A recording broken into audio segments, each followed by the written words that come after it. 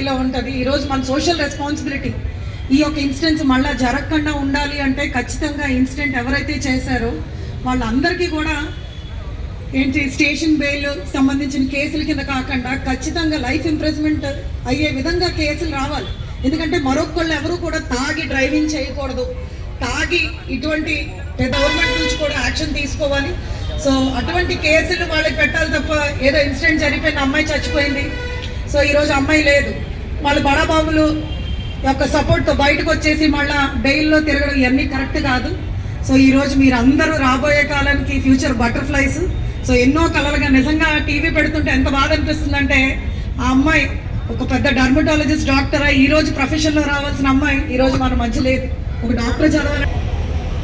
నేను ఇవాళ అపీల్ చేస్తా ఉన్నా, ఇక్కడ ఈ మాల్కి వచ్చిన ప్రజల్ని కూడా ఈ యొక్క సంతాప సభలో మీరు కూడా పార్టిసిపేట్ చేయండి. ఎందుకంటే ఈ ఘటన డాక్టర్ ప్రియాంక చనిపోవడం అనేది మన రాజమండ్రిలో నిజంగా ఇట్స్ బ్లాక్ డే. ఎందుకంటే తలపై నుంచి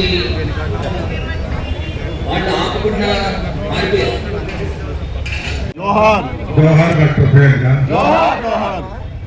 డాక్టర్ ప్రియాంక రాజమండ్రిలో మృతి చెందడం ఈ పట్టణానికి ఒక చాలా బ్యాడ్ డే, మర్చిపోలేనటువంటి రోజు.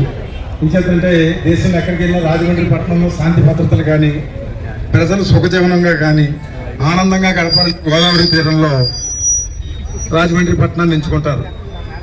నేను ప్రియాంక తండ్రి గారి యొక్క బాధ, ఆయన నా బిడ్డ కర్నూలు వెళ్తానంటే కర్నూలులో స్థిరపడతాను, అక్కడ ఎడ్యుకేషన్ బాగుంటుంది, మెడికల్ అప్ బాగుంటుంది అంటే లేదు అన్ని ఊర్ల కన్నా రాజమండ్రిని మించింది మరేమీ లేదని చెప్పి డాక్టర్ ప్రియాంక రాజమండ్రిని ఎంచుకోవడం జరిగింది. జీవితాన్ని ఆనందంగా గడిపి వైద్య వృత్తిలో ఎంతో మందికి తన యొక్క సహాయ సహకారాలు అందించాలని కోరుకునేటువంటి ప్రియాంక ఆనందంగా కొంత రిలీఫ్ అని చెప్పి ఈ చలనచిత్రానికి రావడం, ఇక్కడ మృత్యువాత పడడం ఈ పట్టణానికి ఒక బ్యాడ్ డే, మర్చిపోలేనటువంటి రోజు. అయితే ఇలాంటి సంఘటనలు జరిగినప్పుడు మనం దాన్ని మరలా తదుపరి జరగకుండా ఉండాలంటే ఇది పూర్తిగా ప్రభుత్వ వైఫల్యమే. వాళ్ళ చూస్తున్నాం. ఆవిడ ఈ రాజమండ్రి పట్టణానికి రావడం జరిగింది. ప్రియాంక గారు ఎవరైతే ఉన్నారో డాక్టర్ ప్రియాంక గారు,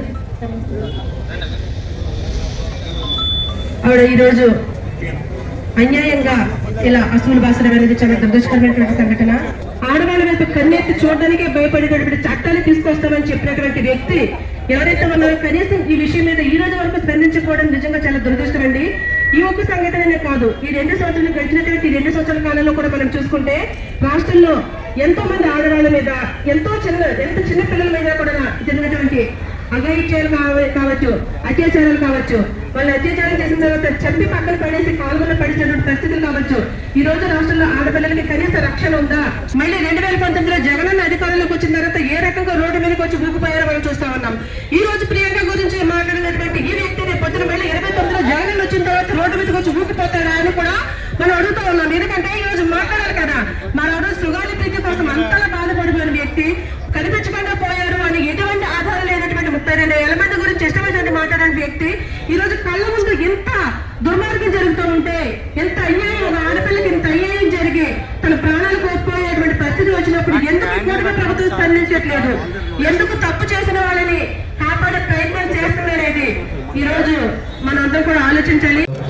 తెలంగాణలో పుట్టి గద్వాల దగ్గర పుట్టి ఉన్నత వ్యక్తి కోసం మెరిట్లో సీట్ సంపాదించిన రాజమండ్రి అమ్మాయి కొంతమంది దుర్మార్గానికి బలైపోయినందుకు చాలా బాధపడుతున్నాం. ఈ మరణం రాష్ట్రంలో శాంతి పరిస్థితులకి ఎలా ఉన్నాయని ప్రతిబింబం చేస్తుంది. అలాగే ఆడపిల్లలకు ఎంత నష్టం అనేది తెలుస్తుంది. ఇప్పటికైనా ఈ కోటమి పరిస్థితులు రాష్ట్రంలో శాంతి పరిస్థితులను చక్కగా సరిదిద్దాలని చెప్పి కోరుకుంటూ ఈ సంఘటన వెలుగులోకి తీసుకొచ్చి మంచి పోరాటం చేస్తున్న పరశురామ్ గారికి మనందరం కూడా తోడుండాలని అందరినీ కోరి ప్రార్థిస్తూ ప్రియాంకకి ఆత్మ శాంతి చేకూరాలని భగవంతుని ప్రార్థిస్తూ సెలవుస్తున్నాం. అందరికీ నమస్కారం అండి. ఈరోజు రాజమండ్రిలో జరిగినటువంటి ఒక యాక్సిడెంట్, ఒక మెడికో ఇద్దరి నిర్లక్ష్యం వల్ల చనిపోవడం జరిగింది. నిర్లక్ష్యం అనే కన్నా ఈరోజు ఈ ప్రభుత్వంలో మద్యం ఏర్లై పారుతుందనడానికి ఇదొక నిదర్శనం. ఈ ప్రభుత్వంలో మహిళలపై జరుగుతున్నటువంటి అరాచకాలు, అఘాయిత్యాలు ఎన్నో జరుగుతున్నాయి. కానీ ప్రభుత్వం నుంచి ఎటువంటి స్పందన లేదు.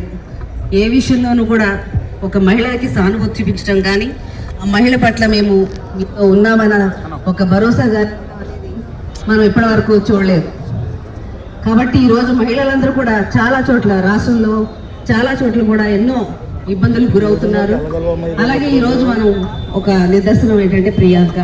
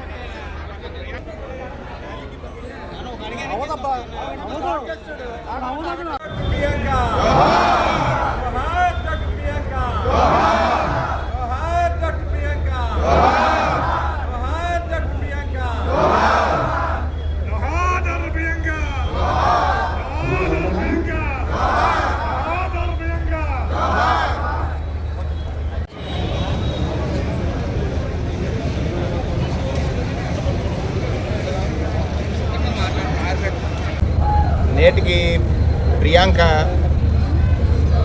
యాక్సిడెంట్ జరిగి 10 రోజులైంది. ఆమె పైలోకానికి వెళ్ళిపోయింది. ఈ సంఘటన ఈ రాష్ట్ర ప్రభుత్వానికి మేల్కొల్పుగా ఉండాలని మొదటి నుంచి కూడా వైఎస్ఆర్ కాంగ్రెస్ పార్టీ అధ్యక్షుడు జగన్మోహన్ రెడ్డి గారు ట్వీట్ చేయడం కానీ, మేమందరూ స్పందించడం కానీ చూసినట్లయితే ఈ మేల్కోని ప్రభుత్వం ముద్దు నిద్రలో ఉంది అని అనడానికి కారణం ప్రియాంక తండ్రి ఇక్కడికి వచ్చి అతను ఏదైతే ఆవేదన వ్యక్తం చేశాడు, సభ్య సమాజం అంతా కూడా కన్నీటి పర్యంతమైంది. ఈ సమాజంలో ఉన్న అలసత్వం ప్రభుత్వం, అంటే బాధ్యత తీసుకోవాల్సిన ప్రభుత్వం అలసత్వంగా ఉంటే జరిగే ప్రమాదాలకి కారణం అవుతుంది అని అనడానికి నాడు ముఖ్యమంత్రి గారు చేసినటువంటి ఒక ట్వీట్ ఏదైతే ఉందో, నిర్లక్ష్యంతో మద్యం మత్తులో ఒక యువకుడు ఈ సంఘటనకు కారణమయ్యాడు, యాక్సిడెంట్ చేశాడన్నారు. 3 రోజులు ఈ సంఘటన మీద వివిధ రాజకీయ కోణాల్లో ఆరోపణలు వచ్చాయి. కారణం ఆ పార్టీ వారు కూడా దీని మీద రకరకాలుగా ఏదో నెట్టేయాలి ఎవరో ఒకరి మీద అనేటువంటి ఒక ప్రయత్నం చేశారు. మీరు రాష్ట్రంలో కొత్త ప్రెసిడెంట్ తీసుకొచ్చారు అంటే ఏదైనా కొంచెం తీవ్ర ఘటనలు జరిగితే ఆ ముద్దాయిలు నడిపించేటువంటి కార్యక్రమం, తీవ్ర ఘటనలు జరిగితే ఆ ముద్దాయిల పైన కఠినమైన చర్యలు తీసుకునేటువంటి కార్యక్రమం. ఇక్కడ అటువంటి జరగల, సాఫీగా జరిగింది. ఏదో మామూలు యాక్సిడెంట్ కానీ మీరు చూశారు. తర్వాత ఈ చర్యలు మారినవి, సెక్షన్లు వేశారు, తర్వాత చర్యలు తీసుకున్నారు. ఇవన్నీ చూసినా దీనికి ప్రధానమైనటువంటి కారణం ఏం చెప్తున్నారు? మీరు మద్యం మత్తు అంటున్నారు. మద్యమా, గంజాయా, డ్రగ్సా?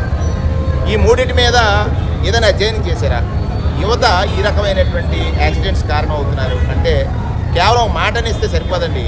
ప్రభుత్వంలో ఉన్నటువంటి పెద్దలు, ముఖ్యమంత్రి గారు, కనీసం హోంమంత్రి గారు ఇక్కడికి వచ్చి పలకరించినటువంటి దాఖలాలు లేవు, మంత్రులు లేవు, ఉప ముఖ్యమంత్రి లేడు.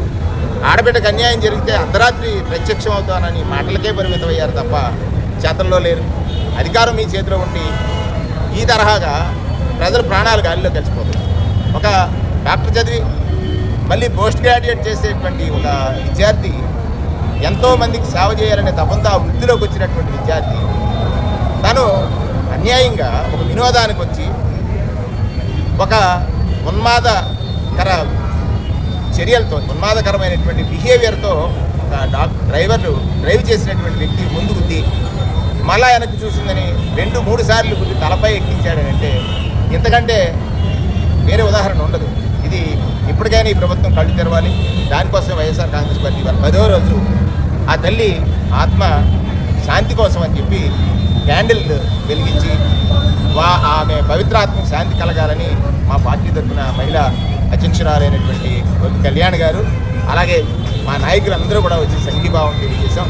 ఇది రాష్ట్రంలో ఈ తరహా యాక్సిడెంట్కి కారణం అవుతున్నటువంటి మద్యాన్ని నియంత్రించని ప్రభుత్వం పరోక్షంగా బాధ్యత వహించి ఇప్పటికైనా ఈ బెల్ట్ షాపులు, మద్య నియంత్రణ గంజాయి దొరుకుతుంది ఎందుకు? మీ అసమర్థత వల్ల. గంజాయి దొరుకుతుంది ఎందుకంటే మీ ప్రోత్సాహం వల్ల. అసమర్థతే కాదు, ప్రోత్సహిస్తున్నారు ఇటువంటి అనుమానాలు కూడా కలుగుతున్నాయి. దీన్ని ఇమీడియట్గా అరికట్టాలని మా పార్టీ తరఫున మేము డిమాండ్ చేస్తాం.